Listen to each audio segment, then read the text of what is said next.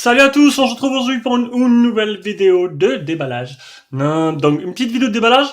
Donc en temps normal, ce produit-là, je l'aurais pas déballé, j'aurais fait juste une vidéo de déballage et test en même temps. Comme ça, j'aurais montré un peu. Sauf que là, comment vous expliquer? Ça, c'est le premier, voilà, c'est la première pierre du partenariat que j'ai avec Banggood. Donc jusqu'à présent, je fonctionnais qu'avec Gearbest. J'ai un peu contacté un peu par ma boutique et j'ai deux boutiques qui m'ont répondu, qui m'ont envoyé des produits. Donc voilà, donc là chez Banggood, j'ai choisi ce produit que vous allez voir de suite. Bon, vous l'avez vu dans le titre, bien sûr. C'est pas un truc qui vient de sortir, il y en a pas mal qui l'ont testé. Maintenant, il y en a pas mal qui connaissent pas peut-être. Alors je vais du coup vous faire un déballage parce qu'ils le demandent et après un test par la suite. Et en même temps, dans le déballage, je vous expliquerai à quoi sert ce produit pour ceux qui se posent la question. Donc, eh ben, on va le déballer de suite. Donc c'est un paquet, il est venu directement des Pays-Bas. Je sais qu'avec Banggood en ce moment on a pas mal, j'ai eu pas mal de commentaires qui disaient qu'il y avait beaucoup de douane. Ils chopaient la douane les gens, même en envoi long. Ils comprennent pas pourquoi. Celui-là moi j'ai pas eu de problème, autant donné qu'il vient des Pays-Bas. Hop.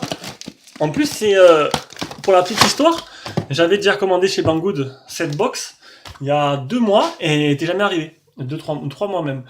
Elle était jamais arrivée, elle était repartie de suite apparemment, ils avaient mal mis l'adresse sur le colis. Donc c'est la Xiaomi Mi Box, la Xiaomi Mi Box version internationale, avec Google TV, avec le français, avec la télécommande et les recherches vocales, la totale, cette fameuse box que ça fait longtemps que j'ai voulu prendre, que j'ai jamais prendre.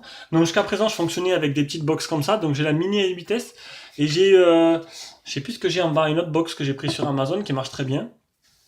Donc voilà, donc cette Mi Box, donc je vous l'ai dit, c'est Banggood qui me l'a envoyé pour review.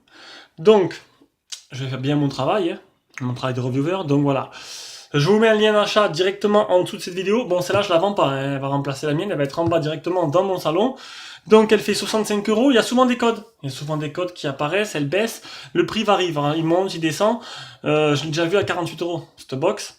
Donc voilà, elle fait 65 € dessus Banggood, donc on va voir directement un peu les caractéristiques. Est-ce qu'elles sont marquées derrière? Non, donc, hop. Alors cette box, c'est un CPU S905X quad-core condensé avec 2 Go, un Mali 450 de la partie graphique, 2 Go de RAM, 8 Go de mémoire interne, Android 6, Marshmallow, mais c'est Android TV, donc je vous expliquerai tout ça après, je vais essayer de vous expliquer au mieux. Bluetooth 4.0, le Wi-Fi, il n'y a pas de port Ethernet, on le verra après. Donc bon, elle aurait gagné le prix du design. Elle sort avec Android TV. Elle marche avec Google Cast aussi. La télécommande fait recherche vocale, vous pourrez parler en français, parce que j'ai un ami qui l'a reçu en même temps que moi, il m'a dit c'est le top. Tu fais les recherches en français avec la télécommande, c'est pas mal du tout. Elle est HDR, compatible DTS, Dolby Surround. On verra ça après, donc elle est en français. Voilà, donc elle est bien multilangage. On va faire le déballage.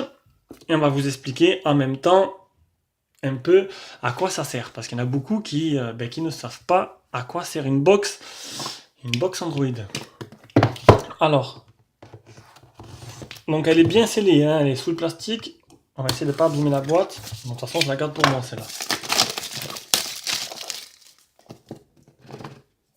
Bon, la boîte, ce qu'il y a dessus, on s'en fout. Hein, Ultra HD, HDR, Google Cast, Google Search avec la voix, Android TV. Je suis impatient de la mettre sur la télé, de vous faire le petit test. Bon, déjà, elle est plutôt simple. Elle ressemble aux autres box de Xiaomi que j'ai jamais pris. J'ai jamais pris cette box. Si, j'ai eu la Xiaomi 3, mais un ami à moi l'avait, mais bon, c'était un peu galère parce qu'elle n'était pas en français, il fallait le mettre en anglais. Donc la box toute simple. Le récepteur ici, un design plutôt basique. À l'arrière, on a le port de recharge pour le brancher au secteur, excusez-moi.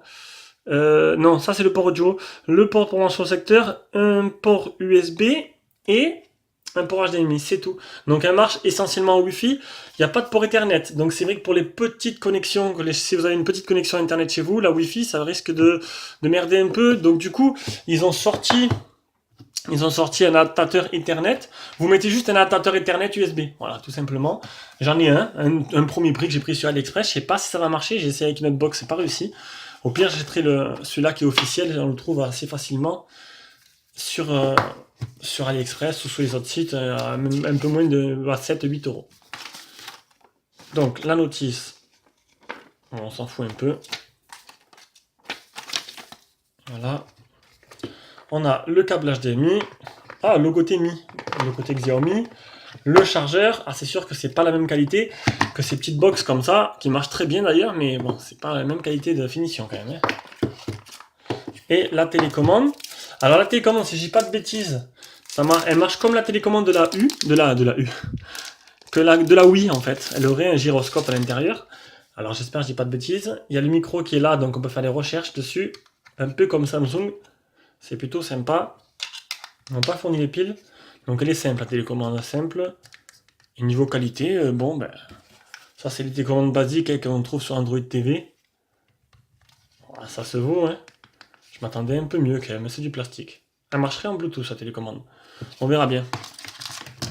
Donc, à quoi sert une box Android TV? Eh oui, vous allez me demander.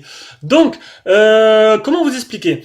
On va prendre mon exemple. Moi, en bas, j'ai une télé qui est connectée, qui est une télé Smart TV. Mais c'est une Smart TV, donc Panasonic. Et en fait, bon, c'est une très très bonne télé, hein, mais le problème, c'est que la partie Smart TV Panasonic n'est pas extraordinaire. Hein. À part YouTube, il n'y a pas Molotov, il n'y a pas Amazon Prime. C'est réservé au Samsung et au LG. C'est dommage que Panasonic, leur écosystème Smart TV est vraiment pas top. C'est pas des plus rapides non plus. Elle peut se connecter en Wi-Fi et Ethernet.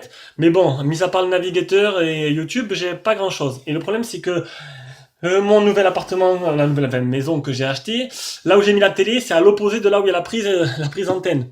Du coup, ben, obligé pour moi de trouver une solution. Et la solution, c'était la box. Voilà. Donc j'ai une petite box en bas comme ça. Un modèle un peu plus gonflé quand même, qui se rapproche beaucoup de elle. Je crois que c'est pareil. Hop.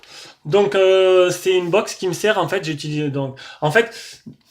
On va prendre ce que j'ai actuellement. Actuellement, j'ai une box comme ça. Donc ça coûte entre 20 et 40 euros. Vous en trouvez encore des moins chers, mais bon, je vous déconseille. Et dedans, en fait, c'est exactement comme votre téléphone. En fait, tout ce que vous trouvez sur votre téléphone, c'est Android stock, Android de base là-dessus, adapté avec un petit launcher un peu. Mais j'ai fait le test de la MIUI test en fait. Donc c'est un launcher qui est adapté pour la télévision.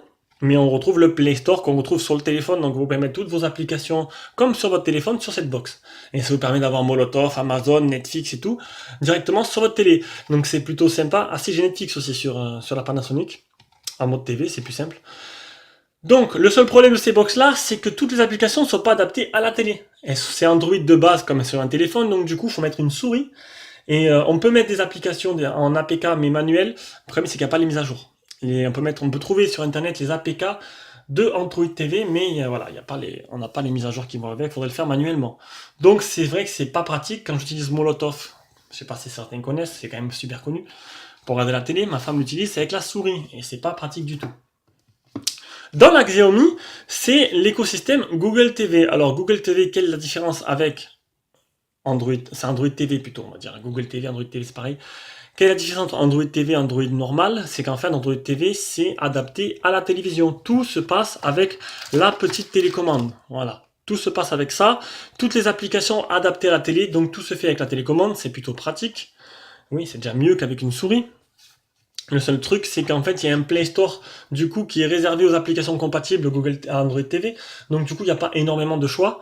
Vous n'aurez pas vos applications favorites que vous trouvez sur votre téléphone. Le Play Store n'y est pas dessus. Il y a juste un Play Store réservé Android TV. Après, vous pouvez manuellement installer vous-même chaque APK. Si vous voulez installer, je sais pas, prenez un exemple. Des applications, n'importe, je sais pas, j'en sais rien.